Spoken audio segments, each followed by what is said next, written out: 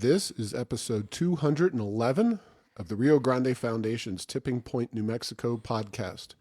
I'm Paul Gessing. And I'm Wally Drengmeister. I'm president of the Rio Grande Foundation, New Mexico's free market think tank. You can find out more about the foundation at riograndefoundation.org. Wally, I hope you had a fun lockdown 4th of July per our governor's orders. Yes, there were illegal fireworks to beat the band in our neighborhood. It sounded like a celebratory evening in Beirut a few years ago, as well as seeing the one on the Southeast Mesa. And it was a pretty wild and patriotic time here in this neighborhood. Yeah, I understood from a lot of friends and Facebook posts that the folks in Albuquerque in particular really lit up the skies and made the most of blowing things up on the 4th of July. Hopefully they carry that patriotic spirit through the rest of the year, the election, and all the other issues we're dealing with beyond just kind of lighting Chinese-made pyrotechnics on fire. Yes, absolutely. Or some are made in the U.S., but yes, many of them are made in China. It was interesting. A lot of families, most family groups together, and as far as the eye could see, not a mask in sight on that evening in this neighborhood. And so it's interesting. Some places you go and you see lots of masks, huge compliance during the day. A lot of businesses have been definitely stepping it up. The governor's requiring that, but not here near the podcast studio so much. So, well, as you know, and folks who follow the Rio Grande Foundation on Facebook know, we, as in the Guessing family, were not in Albuquerque or environs. I can't say we defied the governor's orders not to go out of state because we hadn't heard them yet, but before the 4th of July holiday, in fact, before the end of the month of June, we went up to Yellowstone National Park and did many different things in that area. And folks who want to hear more about those experiences, especially experiences involving the way different states and the people within them are acting and reacting in the era of COVID-19, check out episode 212, and we'll have a fairly significant in-depth discussion. I'm not doing an interview this week. I'm just going to share folks information about our travels. And, we're not going to talk about the animals and the Yellowstone National Park, but it'll be a little bit about the experiences of traveling and kind of doing something like this in this time, because I know people are being encouraged certainly not to go out of town.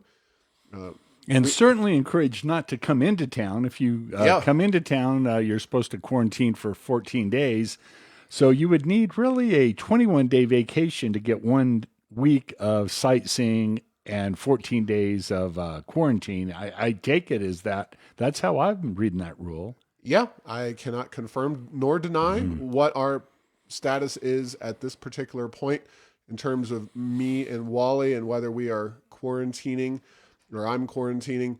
But I can tell you that my wife does work in a more typical office environment, and she was told by her company that she needed to go over and get tested. Balloon Fiesta Park is the place to get tested. I have done so myself, albeit about a month ago. I was able to get tested, like I said, a month ago. The line was about an hour to an hour and 15 minutes, pretty early on a Saturday morning. My wife went over there today, and the line was 4 to 5 hours, she was told. So she will be working at home for the next 2 weeks. Unfortunately, not everybody has that option. So if they do go out of state, and, again, we were driving, not only driving, but we were staying with friends who previously had coronavirus. So they had the antibodies. I'll talk about that more later. But 4 to 5 hour line to wait to get tested. That is going to be unattractive to a lot of folks, as is the requirement to self-quarantine for 14 days. I know the tourism industry, there's a lot of folks concerned about that. And as well, people who have important work to do out of state it's going to be very unattractive for them to travel anywhere, whether by car or by plane. I can get the concern about the coronavirus via, traveling in a small metallic tube with refiltered, recirculated air. And lots of people in And it. lots of people. The idea of traveling out of state in a vehicle seems quite a bit safer to me, but these are the things we have issues with regard to our governor. Well, let's get to it, Wally. We had one major public policy issue this week involving Albuquerque's paid sick leave update. I think this is kind of a zombie ordinance or zombie law at this point. Thankfully, it is still dead, but it will keep coming back and back again. And I know you know what's going on here. So if I've missed anything, of course, Rio Grande Foundation opposed this sick leave mandate, the other aspects to it, including pandemic hazard pay. There was a mask requirement and enforcement that included money from the city for businesses, working almost hand in glove, seemingly, with the state of New Mexico in this requirement. But the city did at least provide some money for those masks for their employees. But the mandatory paid sick leave was not heard. It wound up being pulled at the last second. Any information you can provide there, Wally? Because I know you know some information. Well, and I don't think anyone knows because, as you said, this is like the zombie bill. It keeps coming back. You think you've killed it. It reminds me a little bit of a horror movie. You think that the beast is dead, and then they bring it back. It was pulled, but I don't think it was pulled because the sponsors didn't want to push it forward, as they thought that if it were to be voted on this last week, it probably would have been voted down. And if they would have had it go to the next time, they would have needed to do some substitutes. And if it would have passed, it might have not been kosher according to the rules and might have been pulled. So will they put it back in such a way that it could be upheld if it would pass or not? You heard there was a lot of sentiment other than the sponsors about the fact that they too, the other counselors, were getting the feeling that they were trying to sneak this through, that they weren't talking to all the constituents that would be impacted by that they weren't checking with the business community, with small businesses, to see what the impact would be. And it was just something kind of like the last couple of times that they fought it. It was a bill drafted in New York City. It's a kind of a common size thing. And to throw that on top of small businesses in New Mexico right now, many of whom are still fighting for survival, and some of them in really long odds for survival with COVID-19, I think was unconscionable, but that didn't stop them from doing it. And will it stop them from doing it again? We're going to have to wait and see. Yeah, Isaac Benton, city councilor, and Lan Senna, and she is the replacement for Ken Sanchez. Those are the two ringleaders here. Of course, I would be remiss if I didn't mention that Pat Davis, city councilor, progressive, normally kind of Isaac Benton's wingman on a lot of these bad ideas. He has been under fire recently by the group that he used to lead, Progress Now New Mexico. It's one of those grab your popcorn situations. Of course, that all came out that Davis, as a police officer in Washington, D.C., had been involved in a shooting and some questionable issues. I'll let you, dear listener, find out more if you don't already know what is going on with Pat Davis. And of course, he has been called upon by leftists, and I think a lot of conservatives would love to see him resign. That could potentially change the dynamic here. There's a lot of certainly heartburn, even among the left-wing progressives on city council, about doing this right now because of the serious issues. And as we're going to discuss with regard to the governor's next health order, the reopening of New Mexico's economy, while the governor says she was holding firm, she actually imposed several new and big regulations on New Mexico businesses and people So in reality, we've already taken a step back. Based on her comments, I could easily see businesses taking another step back. So the idea that we're in this reopening process and continuing it is definitely up in the air. And these businesses that many of them remain closed, it's hard to see how they comply with yet another additional mandate on them in terms of mandatory paid sick leave. So if anything, I'm told, and I understand from the reporting that they could bring this up in August. I don't want to say give recommendations to Councilor Benton, but if I was advocating this, I would make darn well sure that the business community had time to reopen, recover a little bit, and then have that conversation about new regulations, whatever they may be. I don't know if they are going to do that. And hopefully the city council will hold firm against Mr. Benton and Ms. Santa. Yeah, and it's interesting this whole Corona situation we have right now. It's disproportionately impacted small businesses because they didn't have as many things to sell, so many more of them were deemed non-essential. And then as we come back in this, there are a lot of programs that were put in place by the federal government. We had the payroll protection loans, et cetera, but those don't really help you if you go bankrupt because you're not allowed to operate, or are there further costs added by the city of Albuquerque City Council or others in this situation. And then finally, just a point I wanted to make, the federal government has a COVID-19 sick leave plan in place across the country, whereas if you are impacted by that, there is government paid sick leave, federal government paid sick leave for COVID in place right now. And where is the need right now, given the situation we're in, to impose something like this in Albuquerque, other than the statement is never let a good crisis go to waste? But boy, if they were trying to sneak it through, it wasn't like the business community and the small businesses in Albuquerque weren't made aware of it and didn't really come out and say very loudly and very clearly how damaging it would be to them and their employees. Laid off employees and fired employees because companies go bankrupt certainly don't benefit from legislation like this. Yeah, and just to be clear, when you talk about sneaking it in and that kind of situation involving this particular ordinance, this was done essentially in one meeting. You propose something, and then the next meeting you bring it up for a final vote. That is normally not the way city council does business. Normally they have committees that hear legislation or ordinances. They have discussion at public meetings. There was no public meeting in any sense of the word. It was all on Zoom and remote technology.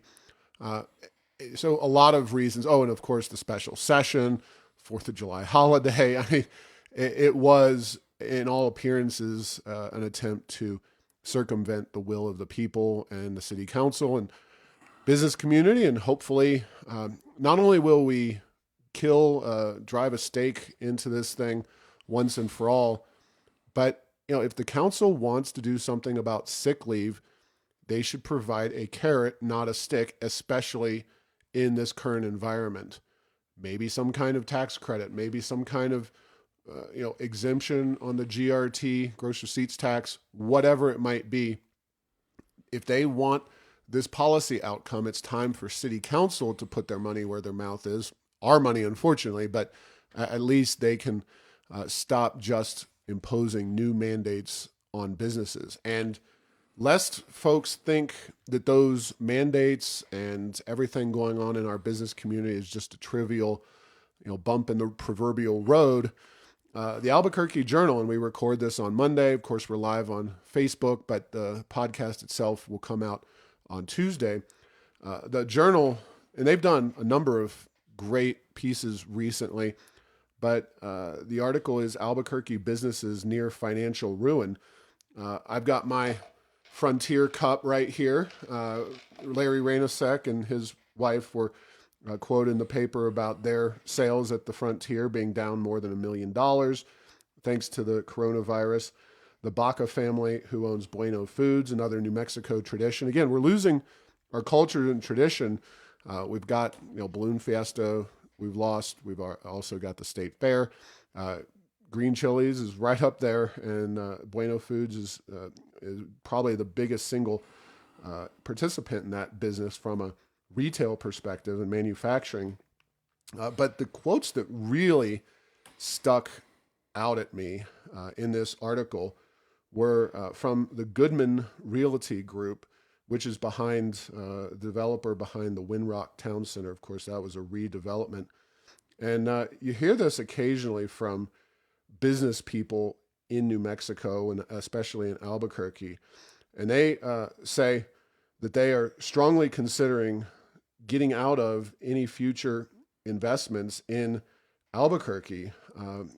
It's just, they talk about the political issues, the fact that they have crime and poor education, and that they are looking to not invest in Albuquerque anymore to get out of this area and into other states. The quote is, "We are diversifying and looking to other cities and states in terms of future investments, and I think that's smart because of the political environment here." That is from Darren Sand, who is a vice president for development with the Goodman Group.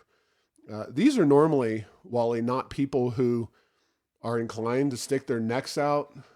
Small businesses tend to be in that vein a little bit. They have the freedom and kind of the ability, but big developers, they tend to keep their noses down. They're not very public. And for them to say this in a public environment in the Albuquerque Journal really is an indicator of how bad things are. Yeah, and I was thinking, getting ready for the podcast today, about there are leading and then there are lagging indicators, and one of the lagging indicators would certainly be commercial real estate and the whole real estate market. But the other thing that's a lagging indicator right now with CARES money and, using reserves at the city level and at the state level is government employment. In New Mexico, we're such a huge government employment state. But right now, as things stand, the state employees, the city employees really haven't felt the brunt of it like the small businesses. But with the economy on the track that it's on, and it goes on for too much longer, the major sources of revenue from the private economy that is really quite variable, the gross receipts tax would certainly be down a lot. And it's going to be down a lot because of oil and gas slowing down their drilling in southeast New Mexico.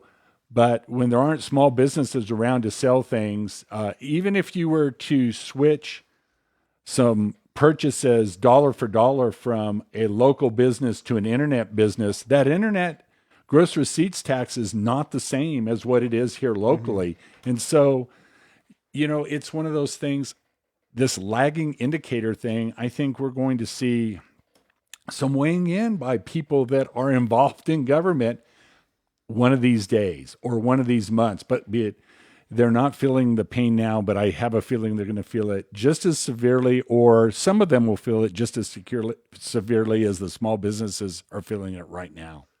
Yeah. Sand, again, with Goodman Developers, said, "We're still committed to our project here, but we are looking more to other cities and states because we see more opportunity in other cities and states." And that is a direct result of greater economic freedom in other places besides New Mexico. And, of course, measuring and understanding the COVID-19 response as a economic freedom issue, it's a separate thing, but at another time, it's also the same thing. New Mexico, according to Wallet Hub, is the least economically free place. As I alluded to, I'll be discussing in the next podcast, the discussion podcast, interview podcast, just how different other states around us are in terms of their opening.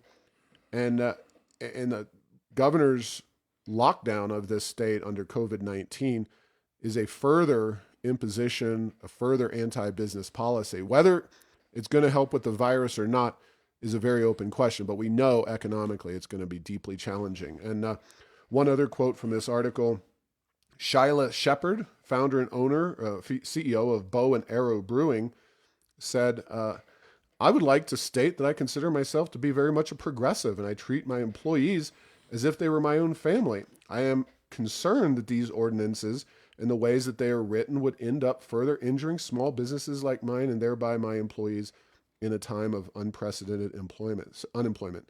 So there you have it, a brewery owner, somebody considers himself a progressive business owner, and the way these issues are impacting them. Of course, the only way to address these issues is to vote against progressives. And I know a lot of these business owners, they have progressive political leanings on a lot of issues, but if they want to survive in business, they need to get on the electing more pro-business candidates train, or they're going to be left out in the cold. And hopefully enough folks who understand what's at stake here for the future of New Mexico will consider that.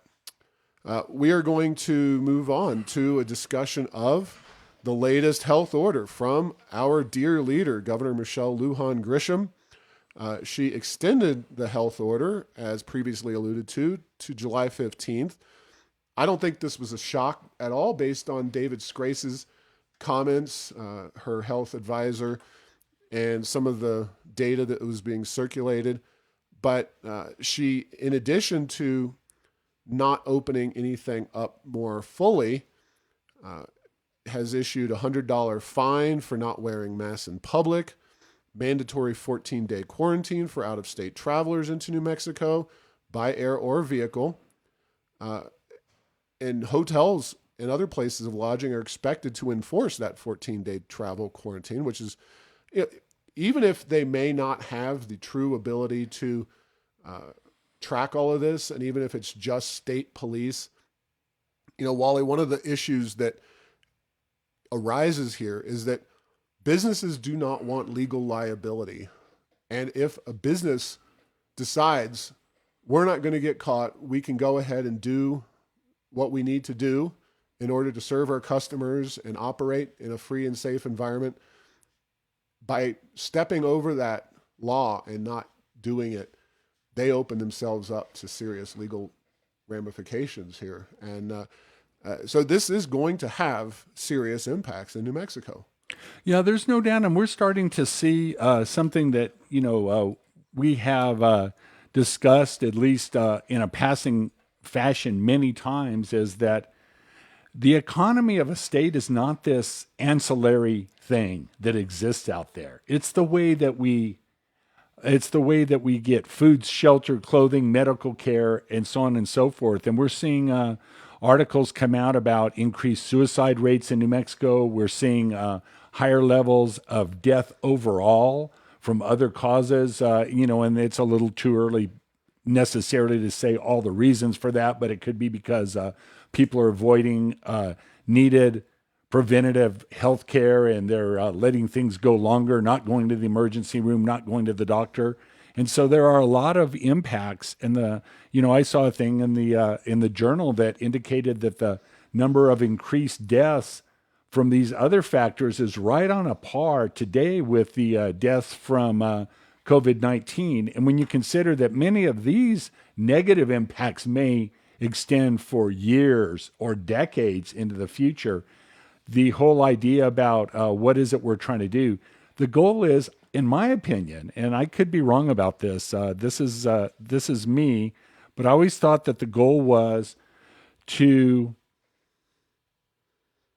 do what's absolutely necessary to slow the spread and keep the economy open and operating to the maximum extent possible. That was what it was very early on in terms of, flattening the curve. But it morphed into this something way different, 2 or 3 weeks into it. And I haven't heard anyone talking about, we're not doing this for the heck of it. The goal is not to stay at home and not to have jobs and not to have an economy. the goal is to keep from overrunning the healthcare system and keep the economy running to the maximum extent possible as we get through this. So we'll see what happens. But like I say, I sort of feel like 3 weeks into initially it switched from flattening the curve to something else that's never really been articulated that I've seen, other than the virus decides, which is one of the silliest things I've ever heard. Yeah, and the governor specifically mentioned the increase in young people having the virus, which, if you look at who is dying from the virus, it's overwhelmingly elderly people and people with significant health issues. In order to kind of flatten the curve and keep things going economically, in theory, it's going to be expected that at some point younger people and other folks who aren't as susceptible get the virus, heal from it, and then move on. And of course, the governor is ignoring that trend and reality entirely. Instead, she's casting blame on other states neighboring New Mexico, Arizona. And again, we always consistently, Wally, have been very plain in this, that the data to look at are deaths per million population. Or 100,000, whatever. Or whatever, yeah. Yes. Deaths as a ratio. Yep. Tests and cases and all those things are very dependent on a lot of different factors. And even deaths is flawed because there's been an incentive in the structure, health care infrastructure, to apply COVID as the cause of death. But death is very final. Death is death as a percentage of your population. Those are the things that we are trying to avoid desperately. And of course, it's worth continuing to discuss this as an indicator of how bad things have been. New Jersey is at 1,720 as of this recording, deaths per million. New York at 1,658. Connecticut, Massachusetts also above 1,000 deaths per million. Arizona is at 249 deaths per million. The governor likes to cite them as a disaster. And I'm not going to vouch for every aspect of the way Arizona has handled things, but for a New Mexico governor to talk trash, as it were, about Arizona when we have 245 deaths, so 4 fewer deaths per million, and this is very fluid data, it can change dramatically, but the idea that Arizona, it's a notable retirement destination, so you have to factor in age and the health of all these people, but 249 to 245 when you're talking deaths per million is not a big difference in any way, shape, or form. So for the governor to try to say that Arizona is causing problems is ridiculous, but nothing's more ridiculous than saying Texas is the problem at 92 deaths per million. So essentially a little over a third of the rate, or a little under the third of the rate, is what New Mexico is. By the way, Colorado is at 295. So they have exceeded New Mexico and have generally consistently been more harmed, more impacted by this virus. But at some point, young people, healthy people in particular, are going to be exposed to this. They're going to catch it. They're going to recover, and we're going to have to move on as a society. I know there's a lot of talk about a vaccine and those kinds of things. I just don't think our economy can wait until we get a vaccine, whenever that comes. So, and not to mention all of the other impacts. And you mentioned one of them, and we're going to talk about it in just a second because it really impacted me when I read about it. But again, just what is the science behind all this? I don't see it. And hopefully we'll get some better news on July 15th. But if we don't, we just saw the release of that school return program on the part of the governor. I would be shocked unless there is significant improvement by July 15th. Whether it's real improvement or just the governor's imagination or her statements, that return to school in person or hybrid model that the state rolled out is very much at risk. So there's real issues coming into play here very quickly. Yeah, no doubt about that. And, if nothing about this is to minimize the impact of coronavirus on the individuals who catch it, particularly those who are older with pre-existing conditions. But a society, and yes, New Mexico with a couple million people, there is a rate of death that occurs from all different kinds of causes. And this is not the 1918 pandemic. This is certainly a worse than the normal annual flu. There's no question. There's no question about that. It's lasting further, and also we don't know a lot about it. But this is not the sort of thing that you would, I think, be justified in taking our state down basically to a bare bones point of view economically from which it may never recover based on what we're seeing now. The other thing is that there's I won't call it speculation. There are some scientists who believe that probably the virus has mutated to where it may even be easier to catch now, but also less lethal. And so, it's one of those to say we're gonna base it on the science and the data. This is the sort of thing that, yes, that's a hypothesis that will be tested over the next several months, years, and decades to see whether it is true or not.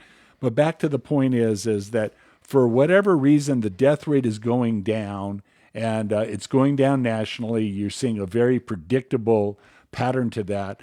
Infections are going up, and they tend to be going up in the young people because I think maybe rightly so, they're accessing the risks that they face. And they're saying, well, you know what? The risk I face personally of this may be such that I don't think I want to quarantine. I think I want to go out and have fun with my friends. And so we'll see how all that plays out. But there are a lot of dynamics that are going on here.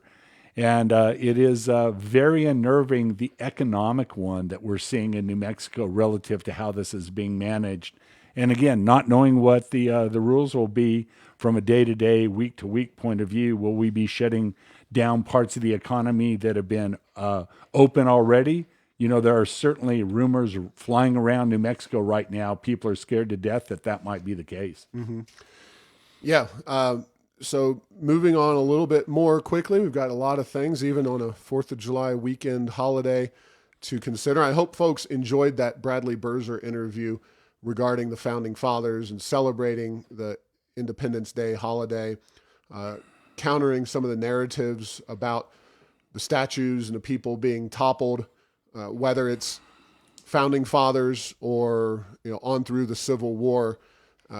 It needs to be done in an appropriate fashion if you're going to revisit some of those things. And Bradley Berzer and I have a great conversation about that in last week's podcast over the holiday. I talked to KOAT Channel 7 for a story about the city of Albuquerque spending nearly $100,000 on the COVID-safe fireworks display. I think it's a very good metaphor for government here, especially locally, that they literally took money and shot it into the air and exploded it. My understanding is that the fireworks display from Channel 7, they actually did the research and said that the typical one at Balloon Fiesta does not cost the city anything. They must be sponsored on a regular basis, but this one, because they split it all up, no vendors, etc., it cost taxpayers nearly $100,000. I'm sure they supplemented the already prodigious displays going on in backyards all over our city. But when the city is going to be impacted budgetarily and economically, as it has been, is this really something that we should be spending tax dollars on? So I gave my thoughts on that on Channel 7. Happened to be in West Yellowstone on a cell phone, the wonders of technology. So just check out that interview if you get a chance. On a less lighthearted note, Albuquerque Journal, they've done, like I said, some really great reporting here recently. They talked in a recent article about shadow deaths of the virus.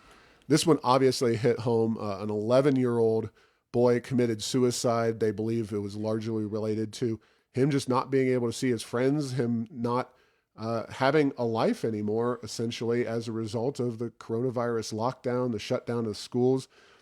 I'm the parent of a 10-year-old, an 8-year-old, and a 4-year-old. And, we certainly want what's best for our children. And it was really very sad story about this 11-year-old boy named Landon from Hobbs, New Mexico. And I encourage folks to read it. There's obviously, as you alluded to earlier, Wally, a number of other deaths associated with this virus that we just don't know what their true causes are. But certainly to say that the only COVID-19 related deaths are people dying directly from it, there are a lot of people who live in relative isolation, might be older, might be young people who just play too many video games or whatever, who have been kind of lulled into this antisocial behavior or unsocial situation due to the virus, and they feel alone, and for whatever reason, they either commit suicide or something else happens to them by their own hand or fate that causes them to lose their lives. So I think it's a story that has not been contemplated or discussed by our governor, and it needs to be discussed and analyzed and considered. Yeah, and it's back to that idea about, I think the goal here is maximum normalcy, having the most businesses open that possible, having the most things open with those measures in place to keep things from getting out of control. Because, there needs to be a carrot and a stick, because when all you hear is don't do this, wear a mask, and then nothing opens up, or if you're that small business person that is basically going bankrupt because you're not allowed to do business, or you're allowed to do it at 25% or 50%. What might those people do? Yeah. Yeah. So there are a whole lot of other things here. And I'm not, it's one of those, I was thinking back to the good teachers and the bad teachers, the good coaches and the bad coaches I had over time. And there needs to be an element of carrot and stick. And I'm not seeing that there's a whole lot of carrot being offered out there, at least in terms of how this is being marketed to the public, what's going on right now. Yeah. And again, great reporting by the Albuquerque Journal. ABQ downtown, dreary, depressed, and ugly.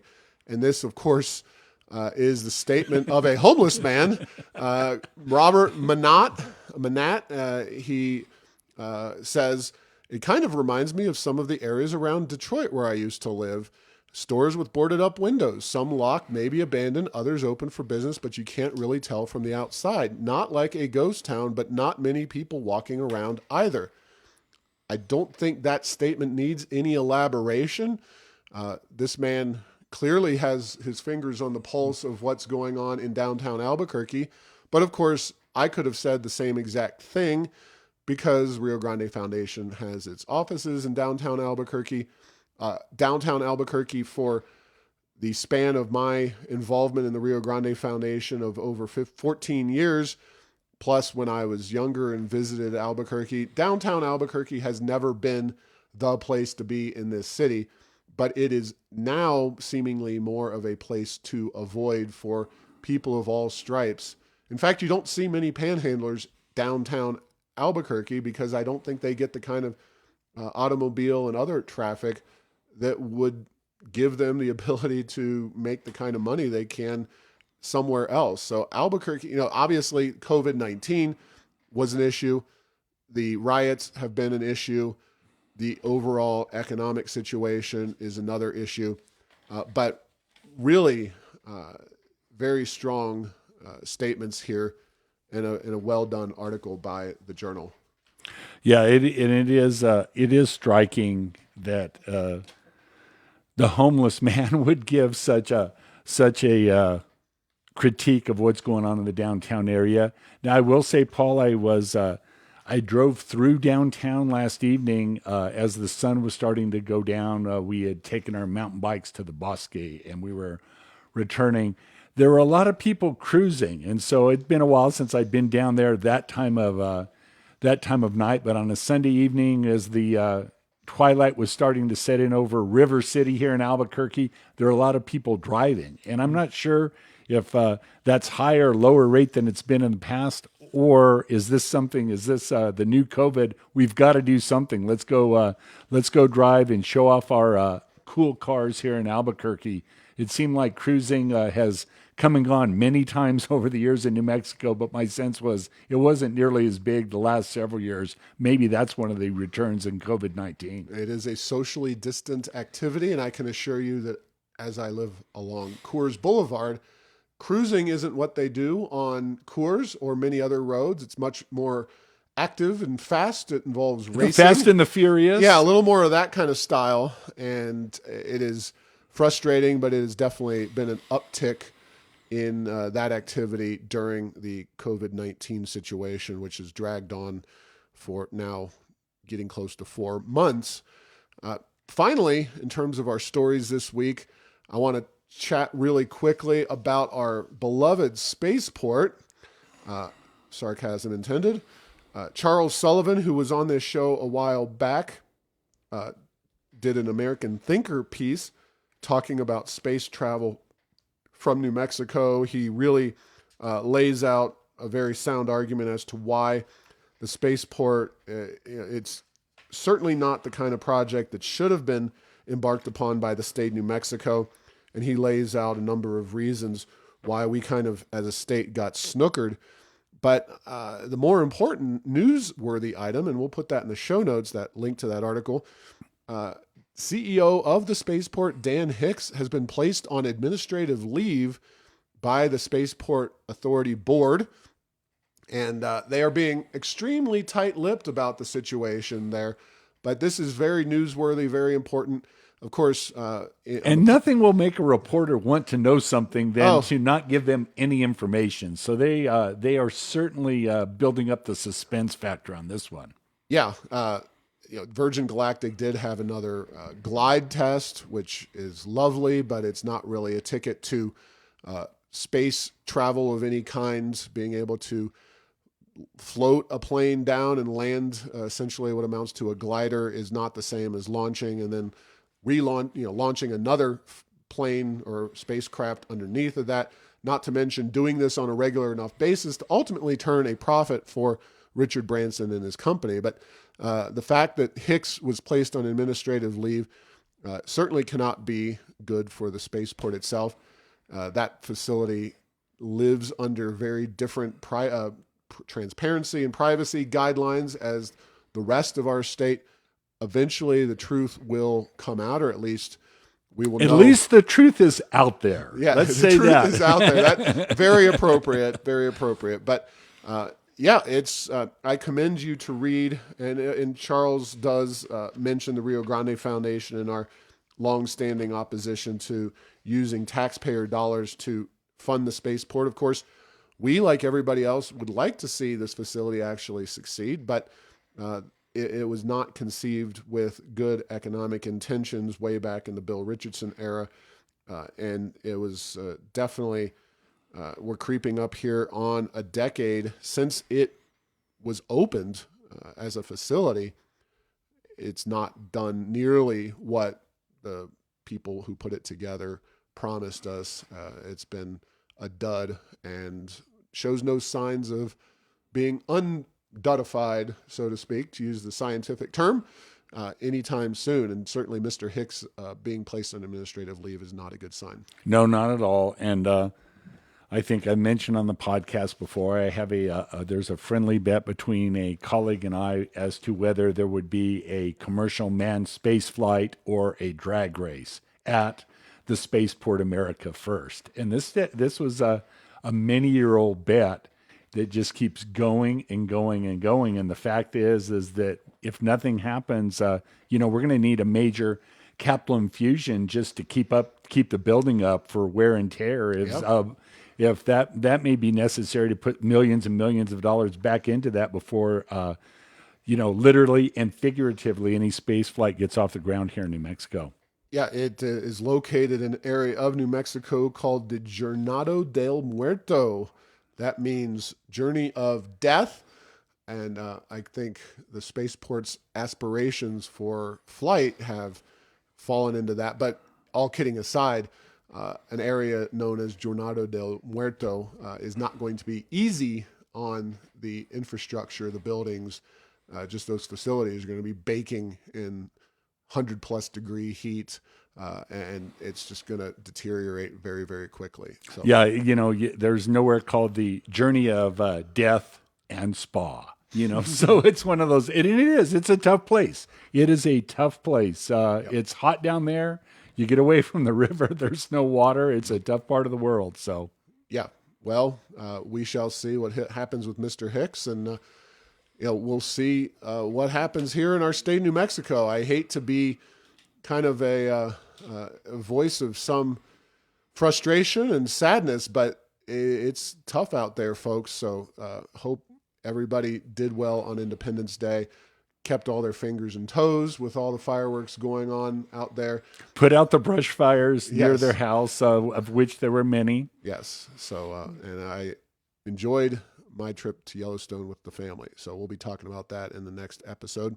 Thanks for listening to this week's podcast. Make sure to get the latest edition of Tipping Point New Mexico by subscribing on Apple Podcasts, Stitcher, and Spotify.